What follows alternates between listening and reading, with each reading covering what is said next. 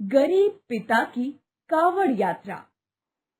सोमपुर गांव में सुंदर अपनी पत्नी कविता और बेटी गोपाल के साथ रहा करता था। सुंदर बहुत मेहनती था। वो मेहनत मजदूरी करके अपना घर चला रहा था। वहीं सुंदर की पत्नी कविता भी बाजार में सब्जी बेचकर 2-4 पैसे कमा लिया करती। एक रोज सुबह सुबह सुंदर पूजा कर रहा होता है। हे भोलेनाथ, मेरे परिवार और बच्चों को खुश रखना। आपके नाम से मेरा दिन शुरू होता है और आपके नाम से ही मेरी रात होती है। सुंदर पूजा करने के बाद अपनी बेटी गोपाल से कहता है, गोपाल, आज तुझे अपनी माँ के साथ बाजार जाना है क्योंकि कल तेरी माँ को चक्कर आ गया था। ठीक है पिताजी, मैं शाम में माँ के साथ बाजार जाऊंगा। अच्छा तो कविता, मैं चलता हूँ। अपना ध्यान रखना, खाना खाकर ही बाजार जाया करो, गर्मी कितनी है। सुंदर इतना कहकर काम के लिए निकल पड़ता है। सुंदर एक बड़े से गोदाम में बोरियां उठाने और लादने का काम किया करता था और पूरी मेहनत से काम करता। एक रोज देर शाम गोपाल अपनी माँ से कहता है, माँ, मेरा जन्मदिन आने वाला है। आप तो जानती हैं, नितिन और रिया का जन्मदिन उनके मम्मी पापा ने कितने धूमधाम से मनाया था। हाँ, तो उनके माता पिता के पास अच्छा खासा पैसा भी तो है बेटा, लेकिन तू तो जानता है कि तेरे पिता इतना कमाते हैं कि 2 वक्त की रोटी का गुजारा हो जाए, वही काफी है। वो सब तो ठीक है माँ, लेकिन क्या पापा मेरे लिए छोटा सा केक भी नहीं ला सकते? मैं तेरे पापा से बात करूंगी। चल जा, अभी पढ़ाई कर ले, तेरी 12वीं का एग्जाम आने वाला है। हाँ हाँ माँ, आप पिताजी से बात करना ताकि मैं अपने 2-3 दोस्तों को अपने जन्मदिन पर बुला सकूं। कभी मेरा बच्चा मुझसे कुछ भी नहीं मांगता। आज पहली बार उसने कहा है कि मुझे केक चाहिए अपने जन्मदिन पर। मैं उनसे बात करूंगी। अब देर शाम सुंदर घर आता है और कविता सभी के लिए खाना लगाती है और खाना लगाते हुए अपने पति सुंदर से कहती है, सुनिए जी, आपको तो याद होगा ना कि गोपाल का जन्मदिन आने वाला है। अरे तुम कैसी बातें करती हो? भला मुझे अपने ही बेटे का जन्मदिन याद नहीं रहेगा? हाँ, तो मैं क्या कह रही थी, इस बार आप गोपाल के जन्मदिन पर उसके लिए एक छोटा सा केक ला देंगे। आप तो जानते हैं, गोपाल किसी चीज की जिद नहीं करता। अरे तो इसमें कौन सी बड़ी बात है, मैं अपने बेटे के लिए तो इतना कर ही सकता हूँ। गोपाल भी सुंदर की बातें सुन रहा होता है और वो भी खुश था। अब अगले ही दिन सुंदर भोलेनाथ को जल चढ़ाकर काम के लिए निकल जाता है और पूरे दिन काम करने के बाद अपने मालिक से कुछ पैसे उधार लेने पहुंचता है। मालिक, क्या आप मुझे कुछ पैसे उधार दे सकते हैं? आप रोज मेरे पगार से थोड़े थोड़े पैसे काट कर अपना कर्ज का पैसा उतार लेना। सुंदर का मालिक जानता था कि सुंदर बेहद ही मेहनती और ईमानदार था। अब सुंदर का मालिक उसे पैसे तो दे देता है, लेकिन जब सुंदर उन पैसों को लेकर घर आ रहा होता है, तभी सुंदर के पीछे 2 चोर पड़ जाते हैं। लगता है लोगों को मालूम है कि मेरे पास कुछ पैसे हैं। मुझे जैसे भी ये सुनसान रास्ता पार करना ही होगा। हे भोलेनाथ, मेरी रक्षा करना। इतना कहकर सुंदर जल्दी जल्दी चलने लगता है। अब सुंदर का जो 2 लोग पीछा कर रहे होते हैं, वो सुंदर को आगे से घेर लेते हैं। कौन हो तुम लोग और क्या चाहते हो मुझसे? देखो, तुम लोग जो भी हो, मेरे रास्ते से हट जाओ, मुझे घर जाना है। चला जा, हमने कब रोका है? हमें तो बस पैसे चाहिए जो तेरे पास हैं। कौन से पैसे? मेरे पास कोई पैसे नहीं है, मैं तो खुद मजदूर आदमी हूँ। शराफत से पैसे देता है या मार खाकर देगा? यहाँ तुझे बचाने वाला कोई दूसरा नहीं आने वाला। मेरे पास कोई पैसे नहीं है, मुझे जाने दो। ये ऐसे नहीं मानने वाला, इसे खर्चा पानी देना ही होगा।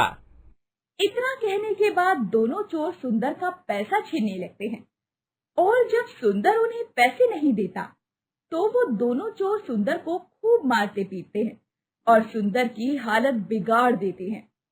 अब एक चोर जाते जाते एक बड़ा सा पत्थर उठाता है और सुंदर के हाथों पर दे मारता है। सुंदर वहीं दर्द से बेहोश हो जाता है। हालांकि गांव के लोग जब रास्ते से गुजरते हैं, तो वो सुंदर को उसके घर पहुंचा देते हैं और जब सुंदर को डॉक्टर के पास ले जाया जाता है, तो डॉक्टर भी पता नहीं पाते कि सुंदर को ठीक होने में कितना समय लगेगा, क्योंकि सुंदर को उन चोरों ने पैसे छीनकर खूब मारा था। पिताजी, आप जल्दी ठीक हो जाइए। मुझे माफ कर दे बेटा, मैं तेरे लिए केक नहीं ला पाया। आप ऐसी बातें तो मत कहिए। अब तो बस भोलेनाथ से यही दुआ है कि आप जल्द से जल्द ठीक हो जाए। सुंदर की हालत ऐसी हो चुकी थी कि वो खुद से खुद के सहारे चल भी नहीं पा रहा था। अब एक रोज सुंदर कविता से बातें कर रहा होता है और गोपाल कहीं बाहर से घर आता है। एक तो मैं पूजा भी नहीं कर पा रहा हूँ और मेरे मन में अजीब अजीब ख्याल आ रहे हैं। जब से मैं बीमार पड़ा हूँ, एक बार मुझे भोलेनाथ के दर्शन को हरिद्वार जाने का मन है और लगता है मैं इस बार कावड़ उठा भी नहीं पाऊंगा। आप ठीक हो जाइए तो हम सब भोलेनाथ के दर्शन को चलेंगे। मुझे नहीं लगता कि अब मैं ठीक हो पाऊंगा, लेकिन भोलेनाथ अगर मेरी सुन रहे हैं तो वो मेरी इस इच्छा को पूरा जरूर करेंगे। भोलेनाथ तो सुंदर की सुन ही रहे थे, लेकिन सुंदर का बेटा गोपाल, जो कि 18-19 साल का था, वो अपने पिता की बातें सुन लेता है। अब वो कावड़ उठाने का मन बनाता है और जब इस बात को बीते हुए 2-3 दिन हो जाते हैं, तो गोपाल अपनी माँ से कहता है, माँ, मेरे स्कूल की छुट्टियाँ चल रही है और मुझे हरिद्वार जाने का बहुत मन है, लेकिन मैं इस बार अकेले कावड़ उठाकर हरिद्वार नहीं जाऊंगा, बल्कि पिताजी के साथ जाऊंगा। तेरा दिमाग तो ठीक है, तेरे पिता ठीक से चल भी नहीं पा रहे हैं और तू उन्हें हरिद्वार ले जाने की बात कर रहा है। मैं अच्छे से जानता हूँ कि पिताजी चल फिर नहीं पा रहे हैं, इसलिए तो मैंने ये कावड़ बनाई है। ये एक टोकरी में सामान और दूसरी टोकरी में पिताजी बैठेंगे। तू अपने पिता का भार उठा भी पाएगा? अभी तो तू बहुत छोटा है मेरे बच्चे, तू इतनी दूर नहीं चल पाएगा। जब भोलेनाथ ने खुद बुलाया हो तो ऐसे मना नहीं करते माँ। क्यों पिताजी, ठीक कह रहा हूँ ना? जाने दो, अब हमारा बेटा बड़ा हो गया है और अगर वो अपने पिता को श्रवण कुमार की तरह तीर्थ यात्रा कराना चाहता है तो इससे अच्छे सौभाग्य की बात एक पिता के लिए हो ही नहीं सकती। सुंदर तो पहले से हरिद्वार जाने के लिए तैयार था। अब गोपाल अपने पिता को एक टोकरी में बैठाता है और दूसरी टोकरी में सामान लादे हर हर महादेव के जयकारे के साथ कावड़ लेकर हरिद्वार के लिए निकल पड़ता है। लेकिन उसे रास्ते में एक बूढ़ा आदमी मिलता है। अरे बेटा, मेरी मदद करो, मुझे भी हरिद्वार जाना है और मैंने दूर से तुम्हें अपने पिता को टोकरी में लाते देखा, तो मैंने सोचा दूसरी टोकरी में तुम मुझे बैठा लोगे। अरे क्यों नहीं, आप इस सामान को हटाकर यहाँ बैठ जाइए और इसे अपने हाथों में पकड़ लीजिए। मैं आपको भी हरिद्वार तक ले चलूंगा। भगवान तुम्हें हमेशा खुश रखे। भोलेनाथ की कृपा तुम पर और तुम्हारे घर वालों पर हमेशा बनी रहे। मेरा बेटा वाकई बहुत समझदार हो गया है। गोपाल अब जैसे ही कावड़ उठाता है, उसे कावड़ का वजन भारी लगने की बजाय बहुत हल्का लगने लगता है। अभी जब मैं पिताजी को कावड़ के साथ लेकर आ रहा था तो मुझे कावड़ में वजन लग रहा था, लेकिन इनके बैठते ही कावड़ का वजन कम कैसे हो गया? लगता है मुझ में हिम्मत आ गई है। चलो, जो भी है, मैं जल्द ही गंगा जी तक पहुंच जाऊंगा। इतना कहने के बाद गोपाल अब हरिद्वार पहुंच जाता है। तभी वो बूढ़ा व्यक्ति जाते हुए गोपाल के हाथों में रुद्राक्ष देता है। इसे अपने पिता की आंखों से और सर से लगाकर गले में धारण करवा देना, उसके बाद सब मंगलमय होगा। चलता हूँ बेटा। गोपाल भी उस बूढ़े आदमी का दिया हुआ रुद्राक्ष ले लेता है और अपने पिता को गंगा स्नान करवाने के बाद उस बूढ़े आदमी के कहे अनुसार उस रुद्राक्ष को आंखों और सर से लगाकर गले में धारण करवा देता है।